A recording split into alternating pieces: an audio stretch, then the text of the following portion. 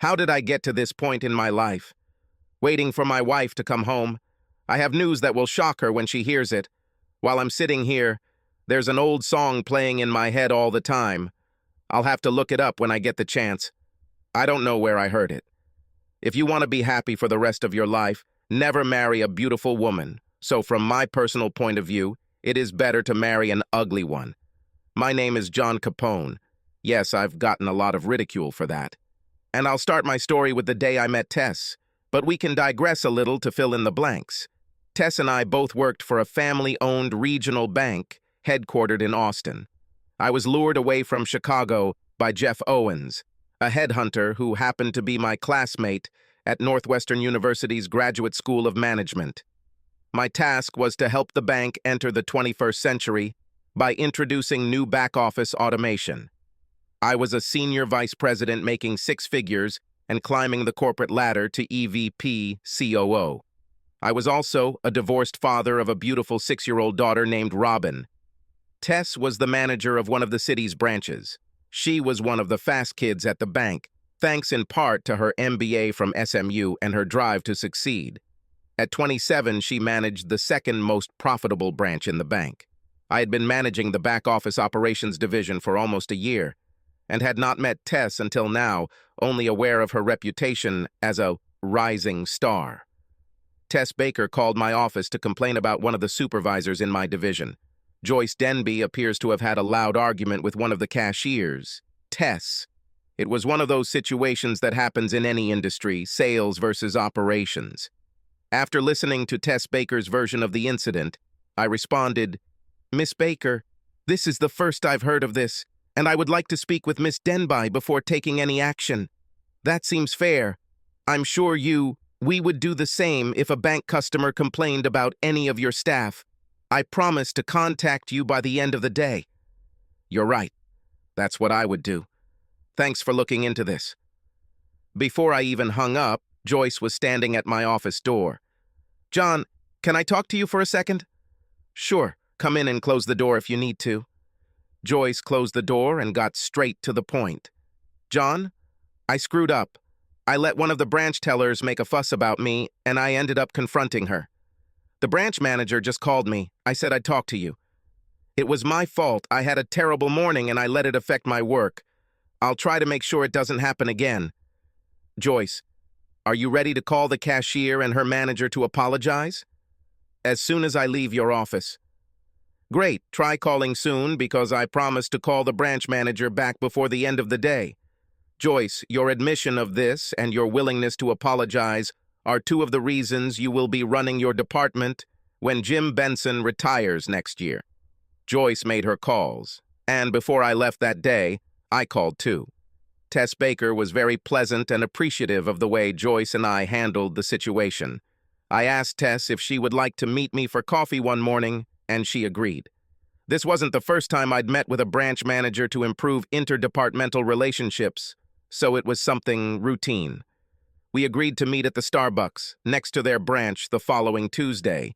When Tess Baker walked into Starbucks, I was amazed. I had heard that she was an attractive woman, and indeed she was. Tall, slender, tastefully dressed, and with a beautiful face. I don't remember ever being so immediately attracted to a woman. My grandmother would call it love like lightning. I did my best to gather my courage as we sat over coffee and chatted about work. I could have sat here for hours, just listening to her southern accent and looking into her brown eyes. But when our coffee cups were empty, I excused myself and said I needed to go back to the office. "Miss Baker, would you like to have dinner with me one evening this week?" "Yes, I would, but only if you start calling me Tess and give up this number with Miss Baker. Is Friday okay with you?" My heart almost jumped out of my chest. She said yes. We agreed that I would pick her up at her apartment on Friday for our first official date.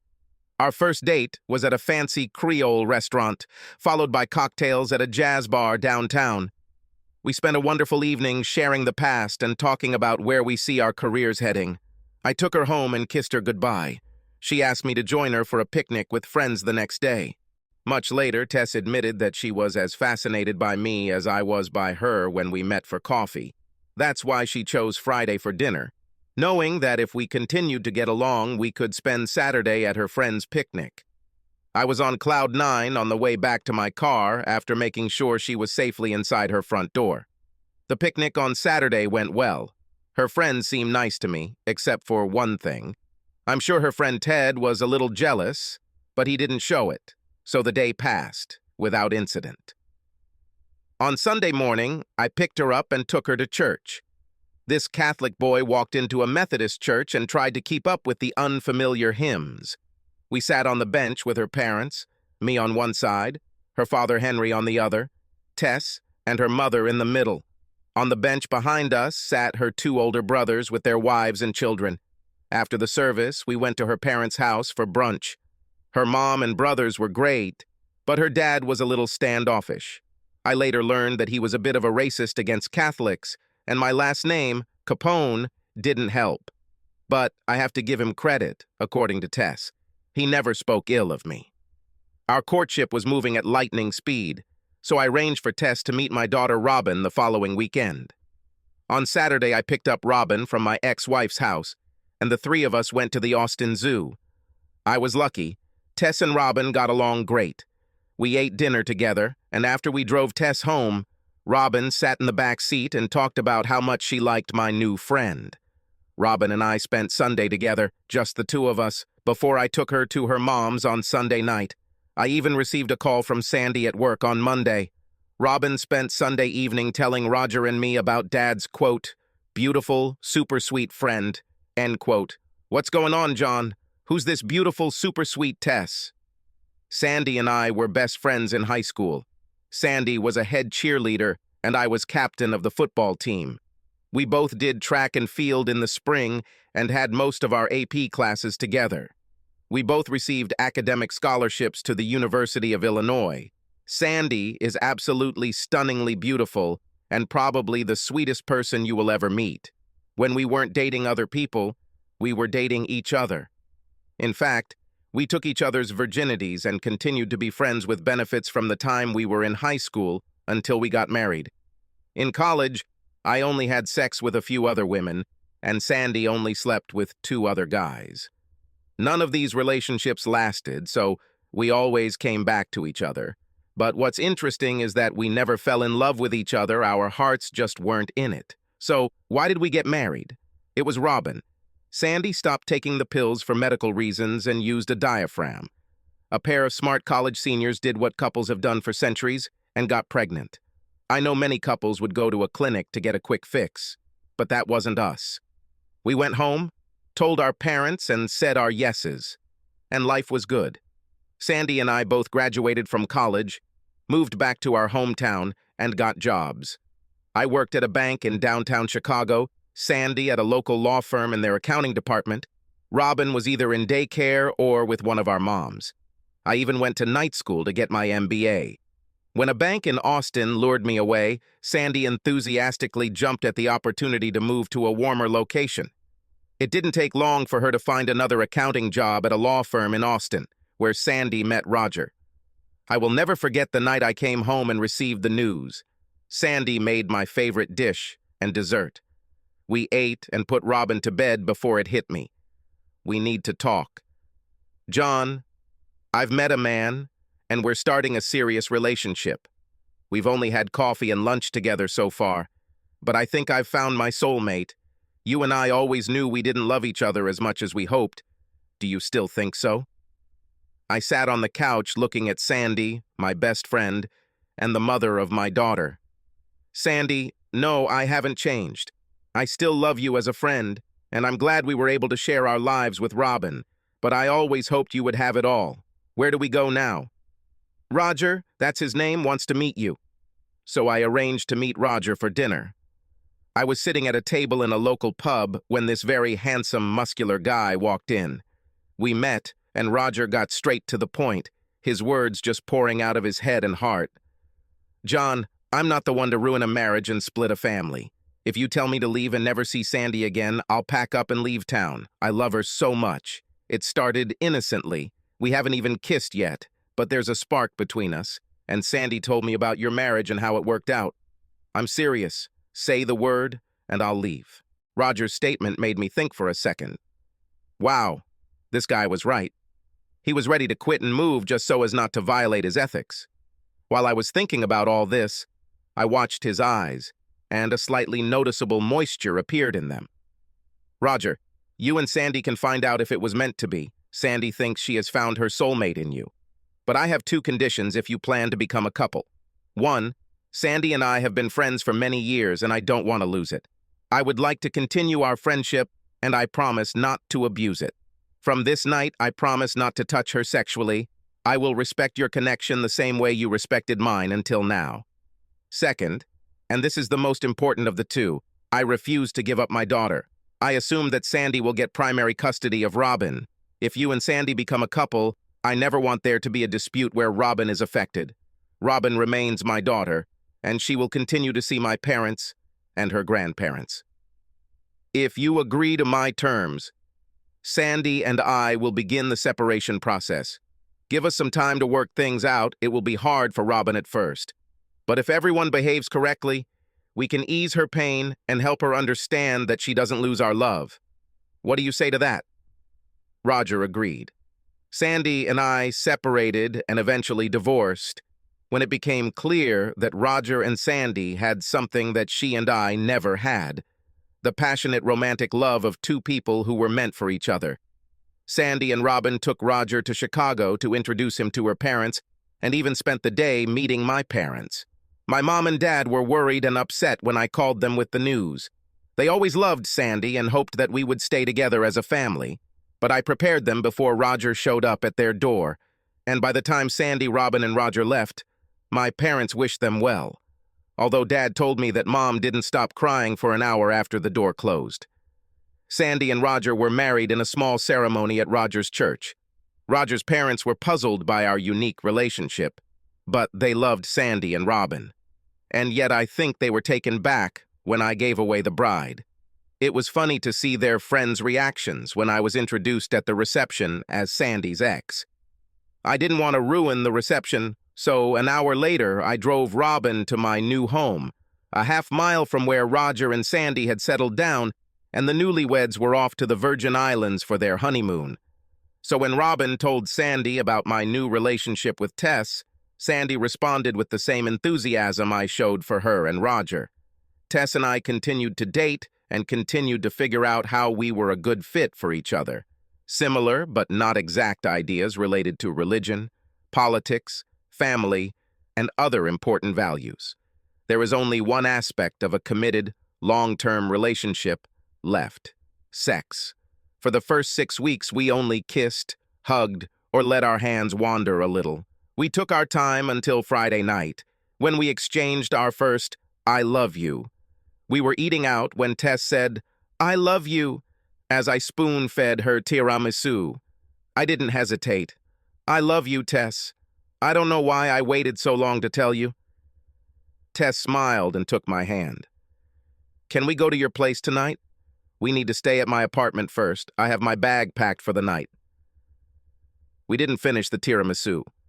I tossed enough cash for dinner and at least a 50% tip on the table before practically dragging Tess out to hail a cab, a short stop at her house, then at my apartment. We were naked 10 minutes after we closed the door behind us. Damn, her body was out of this world, the most perfect breasts I've ever seen. Flat stomach, but no six-pack abs, thank God. Long legs with beautiful feet and a perfect ass.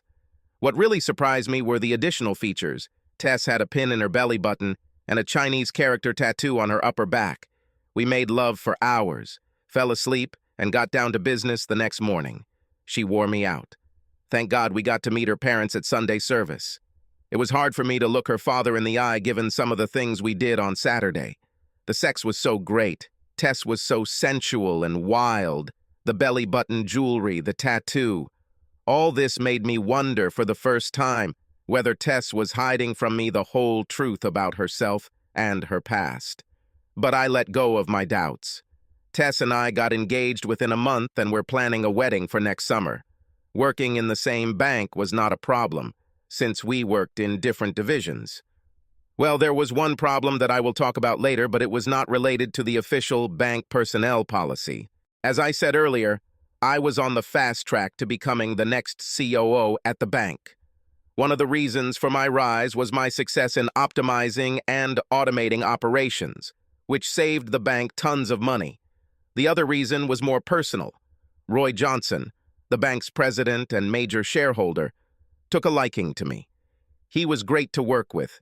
He was kind of a papa bear in his early 60s with a great sense of business to go with his sense of humor. For several weeks after my arrival in Austin, I spent almost every Saturday as his guest at the golf club. Roy also adored Sandy and was almost as upset about our breakup as my parents. He seemed happy for me the next year when I told him that Tess and I were dating. He even helped improve my relationship with my future father-in-law when he asked Henry to join the four of us at the club when one of the regular members couldn't make it. Big points for me. Plans for the June wedding were in full swing. Because of the Bakers' religious beliefs, Tess kept her apartment and we kept our sex life a secret. Which isn't to say she wasn't spectacular. We experimented. Tess continued to surprise me with her acceptance of almost everything I offered. Did I create a monster, or was she always like this? The wedding was wonderful. All issues with Tess's parents were resolved, and they were especially pleased when I told them that all our children would become Methodists, not Catholics. Henry even seemed happy when he gave his bride away. Robin was the flower girl. Sandy and Roger were invited and present. Jeff Owens was my best man. We spent our honeymoon on South Beach in Miami. Days at the beach and evenings at great restaurants and nightclubs. Tess shocked me when she suggested visiting a nudist beach north of the city. She read about Howlover Beach, a city park where naked sunbathing is allowed. Neither of us had ever been to a nude beach and didn't know what to expect. Tess was a big hit in the nightclubs. I had to practically beat off willing Latin Americans with a stick. It was surprising how many of them asked Tess to dance. Some of them had a hard time accepting her refusal. She was dancing with a man and he came to our table, offered to buy us a drink, and politely asked me if he could ask Tess to dance. While we were waiting for our drinks, we had a friendly conversation. He was a gentleman. I asked Tess if she wanted to dance with him. She agreed, and they went on the dance floor. He didn't try to take her to a dark corner or away from where I could see them, and he didn't touch her where he shouldn't have. I watched them dance and realized that I was not the kind of person who could share his wife with another man. Even this innocent dance was enough to make my blood boil. When they returned to the table, I politely indicated that we were done for the evening. He thanked us both and left. "What was it?" she asked. "He was the perfect gentleman. And if he hadn't, I probably would have intervened and probably started a fight. I don't like sharing. John, you'll never have to worry about me." "Okay, sorry, honey. Maybe watching all those guys looking at you naked on the beach today and watching you dance with him just threw me off. I love the way you look, but that dress is too tight for you. Like you were still naked and it was almost like he was holding your naked body close to him. Do you even wear underwear?" Tess smiled wickedly. "Do you want to know? Let's go back to the room." When we got back to the room, Tess told me to sit in the big chair. She took off her dress and answered my question. Not a hint of underwear, not even that tiny thong she bought for our honeymoon. "Like I said, Tess, no sharing. And I told you, you don't have to worry about me. I'm yours, and I will be yours. Remember our vows, for better and for worse, rejecting all others. When our priest asked if we wanted to change anything in the vows, I said no. These vows mean everything to me." I undressed and carried Tess to the bed. We slept naked all night, cuddling each other. The week went by way too quickly, and we were back to our work responsibilities and routine in Austin. The Miami honeymoon made two things clear. First of all, I have a slightly jealous side. Secondly, being jealous and married to Tess will create certain problems. Tess is a beautiful woman, and she attracts men like a magnet. Her open, friendly nature is often interpreted by men as flirting or approachability. Tess has no intention of sleeping with this guy, but she may not realize that he might feel differently. Tess grew up with two older brothers who treated her with love and respect. Tess assumes, even at 28 years old, that most guys are good guys, just like her brothers. 4 months after our wedding, our world began to fall apart. Mr. Johnson suffered a massive heart attack and died in his sleep. Everyone in the bank was shocked. This wonderful man, with a heart of gold, was defeated by that same heart. There wasn't a dry eye in the building the day his death was announced. Some of my employees were given the rest of the day off. There were people in my division who started working at the bank with Mr. Johnson over 30 years ago. I was asked to be one of the executioners at his funeral, and I was honored. In the short 3 years that I worked there, I fell in love with the man. After the service, I expressed my condolences to Johnson's family and was faced with the cold, hard eyes of his son, Roy Jr. I don't know if I had ever seen such hatred in a person's eyes before that day, but I saw it that day. Roy Jr. became CEO. His mother still owned a majority of the shares, but Roy Jr. essentially controlled those shares. 2 weeks after Roy Sr.'s funeral, I was called into Roy Jr.'s office. I knew this was going to be an awkward conversation when he told me to address him as Mr. Johnson and not Roy. "John, I'm sorry, but I'm firing you." I stood there for a second. "I don't understand, Mr. Johnson. My grades have been excellent since I arrived. I've saved the bank millions of dollars, and I've been promised a promotion in the near future." "Tough, John. None of these promises are in your contract, and Texas is an at-will state. Basically, I don't need a reason to fire you. There are 2 security guards at your desk. Get your personal things and leave the office within 30 minutes. This idiot stood there with a smirk on his face. It took all my self-control not to wipe that smile off his face. I knew this would land me in jail, and luckily I didn't give in to my primal instincts. I turned to see one of our guards standing at the door with a stun gun pointed at me. I left the headquarters building and headed to the operations center. I didn't have time to stop at Tess's branch to tell her the news, and I didn't want to tell her over the phone. I quickly collected my things from my former office and hurried back to the city center. When I tried to enter her branch, a security guard stopped me. "Sorry, Mr. Capone. I have instructions not to let you inside." "What? Someone thought I'd take it out on my wife. Look, I'll stay here. Please tell Mrs. Baker that her husband is waiting to talk to her." Tess, of course, kept her last name. Who would do banking business with a branch manager named Capone? 30 seconds later, Tess ran out of the branch. "John, rumor has it that Johnson fired you. What's going on?" "I don't know why, Tess. He didn't give me a reason. He just said I was fired. Look, don't cry just yet. Maybe the board will reconsider Johnson's decision on this. For now, stay away and don't get involved in this. If the worst will happen, I'll talk to our lawyer about my options, so I better be smart. It took every ounce of self-control I had not to knock that little bastard's teeth out. Be smart, Tess." I did speak with our attorney, but have suspended any legal action until the next board meeting. Unfortunately, the board of directors voted 3-2 to support the dismissal. Texas is an employment-at-will state, but I was still able to get a decent severance package by signing a non-sue agreement with the bank. I felt terrible. Tess married a successful guy who makes a lot of money and is on the rise. She was now married to an unemployed former senior vice president. I found out why Junior hated me so much. He was jealous of the attention his father gave me. Junior had issues with his father, exacerbated by my relationship with Roy Sr. Junior also hated me because I married Tess. I think Junior took notice of Tess but never found the courage to act. I showed up, won her heart, and he couldn't accept it. This was not the lowest point. Things were about to get worse very quickly. Within weeks of my dismissal, the 2008 banking crisis accelerated.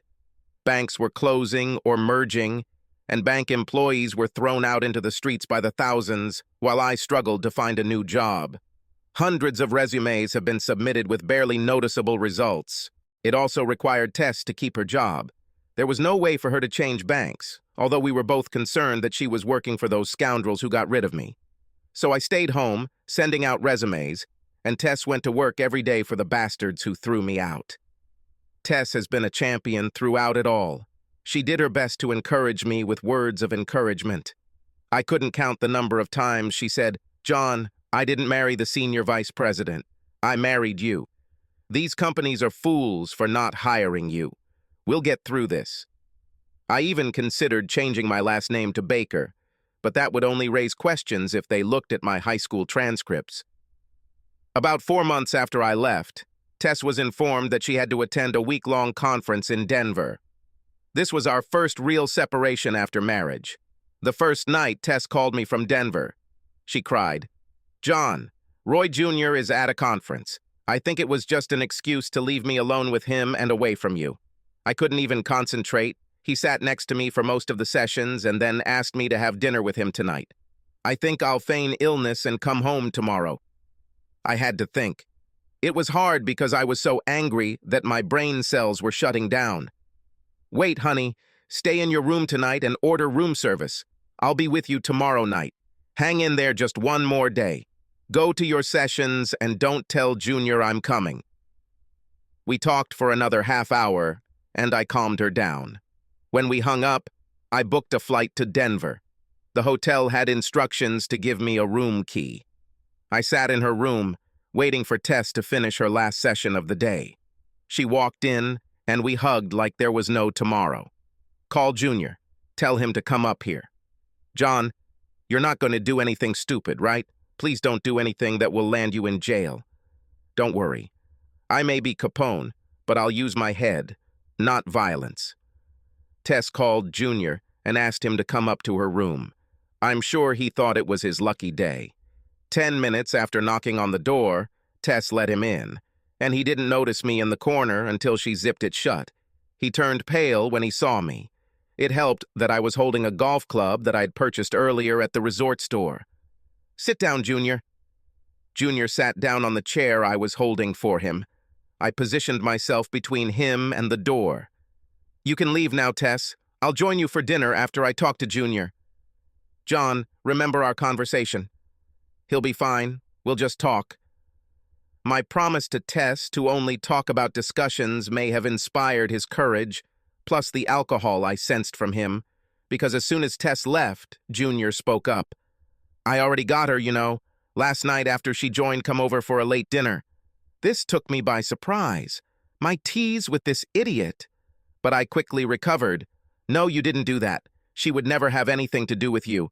You're nothing more than a pimple on a horse's butt." "You'll never know, Capone. What are you going to do? Kill me like your namesake?" "Okay. Tell me one thing about Tess's body. If you had sex with her, you would have seen it." He thought for a second, then said, "Tattoo." Oh, damn. Now what? But then I realized that it was too simple. He was just guessing. "If it's a tattoo, what does it say?" "Got him. Butterfly." Wrong answer, Hans." I decided to unload. His lie about seducing my wife deserved my own lie. "Junior, that's why your father didn't love you. That's why he always wanted me to be his golf partner and not you. That's why you're only in office because your father died before he could change his will. The week before he died, he told me he was going to get rid of you. He said you were worthless. He was ashamed that you were his son, and the only reason you had a job was because your mother cried to him. Shoulder to leave you. But he decided that was enough. You were out. You're nothing, and that's why Tess is my wife, not yours, and why she would never sleep with you, even if you were the last man on earth." I don't think I've ever seen such a broken person in my life. He had no way of knowing that I had made up the story that his father was going to disinherit him, but his low self-esteem told him it was true. Add to my words the fact that the bank was quickly sinking due to the economy and Junior's mismanagement, and you have a broken man. A week after that, the board of directors voted to sell the bank to a large bank headquartered in North Carolina. Junior received a couple of million from the deal, but it was much less than he would have received just 6 months ago, and a couple of million couldn't compensate for his low self-esteem. The latest news was that he had moved back in with his mother and spent every evening in a strange club, drowning in alcohol. But that didn't end my problems.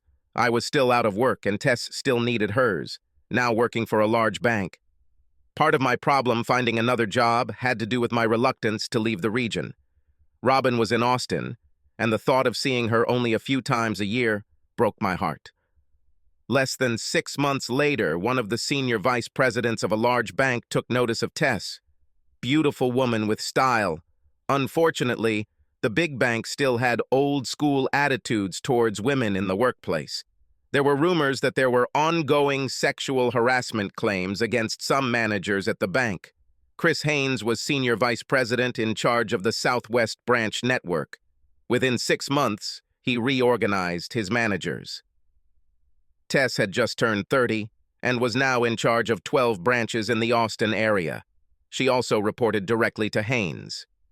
I finally found a job around the same time Tess got her promotion. I was offered a position as an operations supervisor at a mid-sized credit union. I was offered a quarter of what I made at my last job, with some responsibility, but it was a job. I tried not to let it affect my ego, but now, Tess was the vice president with tons of responsibility, and I was the second shift supervisor. She married a winner, and now I am a loser. It didn't help. My second shift schedule interfered with our time together and our sex life. What was an active, vigorous sex life turned into once a week on Saturdays. Damn, she didn't sign up for this.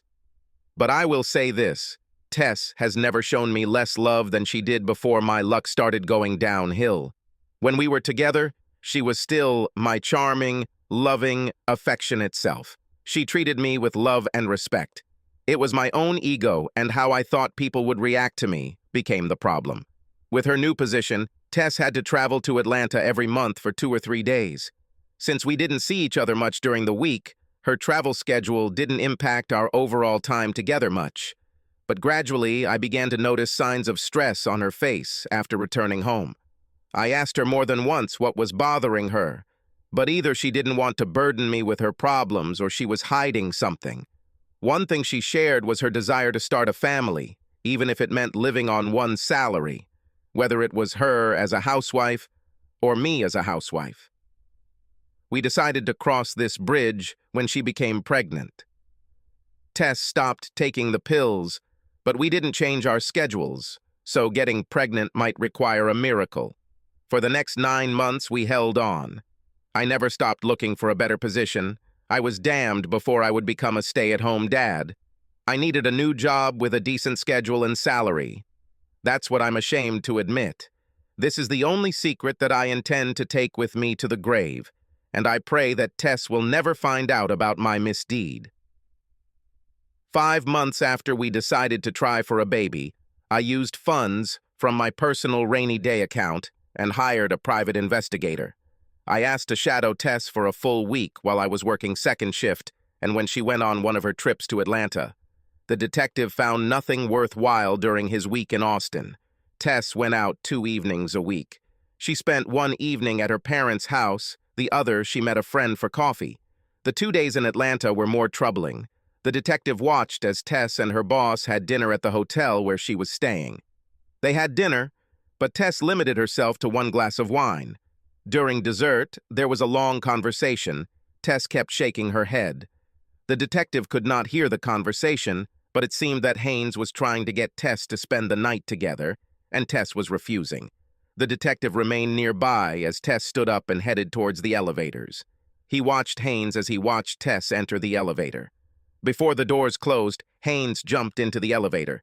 The detective was too far behind and was unable to enter before the doors closed, but managed to take a photo on his cell phone of Haynes forcefully kissing Tess. The detective pressed the call button, and when the next elevator opened a minute later, Haynes exited that elevator, rubbing his face, which looked like he had been hit. The detective followed Haynes to his car and watched him drive away. That's what Tess was dealing with. Why didn't she tell me? Probably because she was still afraid that I would end up in prison. After receiving the detective's report, I tried to get Tess to open up without giving away what I knew or how I knew. I finally asked her directly after her next visit to Atlanta. Tess, is there something going on between you and Haynes? She looked at me as if I had hit her. How can you ask me that? I didn't do anything to disrespect our marriage vows. Well then, is Haynes doing something to harass you? Because every time you come back from Atlanta, there's a dark cloud hanging over you, and it takes you days to get back to normal. John, please let me handle this. I'm an adult. I know you saved me from that jerk in Denver, but I've learned my lesson, and I need you to trust me. It's hard, honey. And you're asking a lot from the man who loves you. Just remember, I'm here for you. Remember that not every man has the same principles and morals as me, your brothers, or your father. There are bastards who have no qualms about seducing a married woman, and if that doesn't work, use alcohol or pills to get their way. I think I really scared Tess when I mentioned alcohol and pills. God, I hope nothing happened on this last trip. And things came to a head over the next month after my warning to Tess. This is where my story begins. Sitting at the dining room table and singing a stupid song about how you should never marry a beautiful woman. I'm waiting for Tess to get home so I can tell her the news. The last few weeks have been hell. Tess has something on her mind that she won't share. Something is happening. Tess walked through the door and her expression scared me. We had been married for just over 2 years, and I couldn't figure him out. But I needed to get rid of it. She had to know. Tess, sit down. We need to talk. Tess's eyes widened. I have important news too, but you get started. Perhaps Tess's news will make mine easier. Perhaps. Tess, I've been offered a job as COO at Jeff Owen's new startup. He offered me a great salary plus 2% of the company to join him. That means moving to San Jose, California. I want you to quit your job at this crap bank and come with me to California.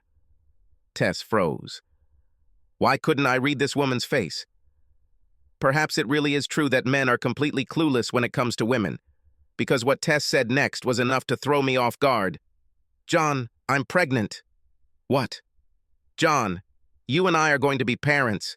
I know I should have told you sooner, but I waited until the 2nd month because I was afraid of miscarriage. You should have found out today because I handed in my resignation from work this afternoon. I'm tired of all this nonsense at the bank. I should sue them, but I just want to leave. Yes, I will go to California or anywhere with you. I want to raise our child and be a mother and a housewife. I want to be at home waiting for you when you get home from work. I want a life like my mother, without a job on the side, 100% devoted to his family. I jumped up and hugged Tess. He pulled her to her feet and hugged her tightly until he thought of the baby growing in her belly and let go. Of course, you can't hurt a baby by hugging Tess, but I was excited as hell. Tess and I hugged and kissed for a few minutes. She had tears in her eyes, and she actually cried when I told her that my new salary meant she didn't have to work. She was able to stay home and raise our child, and I hoped that this was just the beginning of our family. Suddenly, Tess tensed in my arms. Wait, John, what about Robin? How can you leave Austin when Robin is here? This is the best part, honey. The company needs a patent lawyer. Roger has already accepted the offer. Robin is also moving to California with his mom and stepdad. And that's what we did. We moved to California. Not only did Robin gain a little brother when Tess gave birth to our first boy, but she also gained a sister within a year when Sandy gave birth to the first of 2 children with Roger. They live 4 houses down from us on the same cul-de-sac in San Jose. Am I blessed? Undoubtedly. The company is thriving. We are not crazy rich in a material sense, but we have everything we need and much of what we want. But most of all, we have love, family, and friendship. Everyone likes a story with a happy ending where the bad guys get what they deserve, and I was thinking about the physical impact. I may not be a direct descendant of the famous Al, but that doesn't mean I don't know people in Chicago who would happily break a couple of knees for a couple $1,000s. Some say that living well is the best revenge, and I can't imagine a better life than mine. But to be sure, I anonymously sent 1 copy of the elevator photo to Haynes's wife and another to the Human Resources Department of a large bank. Tess's face was mostly obscured by Haynes's, but the mirror at the back of the elevator captured it perfectly. I found and rewatched an old Jimmy Soul song from the 60s.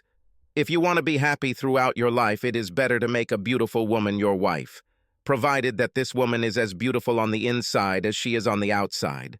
I know they don't rhyme, but I like my words better. Subscribe to our channel so that your second chaff doesn't cheat on you, and go ahead and listen to the next story, because this story is nothing compared to the next one. If you're under 18, don't even think about listening to the next one.